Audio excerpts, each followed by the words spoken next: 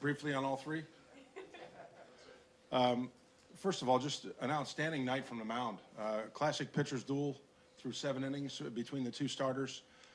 But you love the way Chris Sale goes about his work.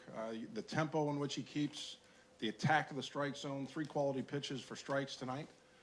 He had very good stuff. You know, I'm not going to say he wasn't challenged because they put up some quality at bats, but you know, he was able to minimize any base runners.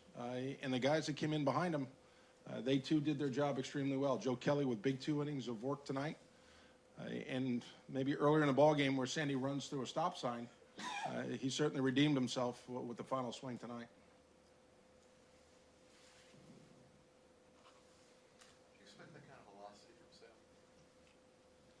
So early in the year, he was higher than...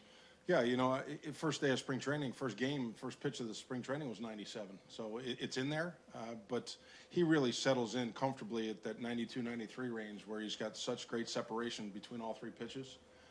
And that sweeping slider that, you know, he can keep away from right-handers and go back foot to them as well.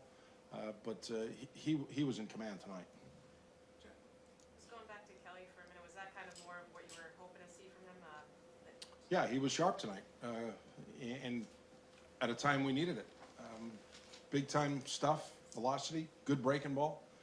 Gave us 2 quality innings of work to piece some things together, because the way this one was going, you know, we were having conversation in the dugout. You could see this possibly 15, 16 innings just on a cold night where the ball really wasn't traveling. Fortunately, Sandy had enough to get it out of here. John, to go that many innings without letting the runner pass first base, it wasn't just Sale, obviously. There were a whole bullpen, it seems to. Like I said, a very good night from the mound overall. I thought Sandy ran a great game behind the plate as well. So a combined effort when you see the number of zeros we were able to put up and a minimal number of base runners overall. A lot of strikes from our guys and quality pitches throughout. How limited were you in terms of what you could do offensively with the bench being short? Yeah, you know, you get to a point where maybe you're thinking about pinch running Sandy if he gets to second base late in the game, but then you're left a little bit naked with no additional catcher. You know, Panda was going to hit from the right side because of the lack of a middle infielder or any additional infielder, you know, particularly on the left side of the diamond. So we were a little bit strapped, but we're able to come out on top. Leo got off to a slow start in spring with the bat, but he came on towards the end of spring. How nice is it to see him carried over into the season this way? Yeah, you know, Tim, early on, catchers are at such a disadvantage because they're catching in this particular camp 1 every 3 days and they're getting 2 at-bats. And until minor league games opened up, then we could go get them 4 or 5 at-bats on a given day. But you saw the quality at-bats in the last 7 to 10 games of spring training starting to become more crisp. And it's certainly taken another step here in the first couple days.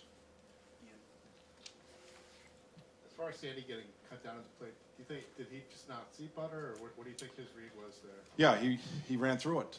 So, you know, he's doing what he can to try to, you know, get to home plate. He's not the swiftest of guys on the base paths, but, you know, like I said, unfortunately ran through a stop sign in that case. Anything else? So, John, of the sick guys, do you have anybody available, or are they all? No, they were all sent home tonight, all 3. Would you be okay for tomorrow? And what happened with Jackie there in the final? You know, on the throw, I believe Mercer came down and stepped on his shin just above his ankle. He's fine. But as far as tomorrow, we'll get a better read at about 8 or 9 o'clock in the morning.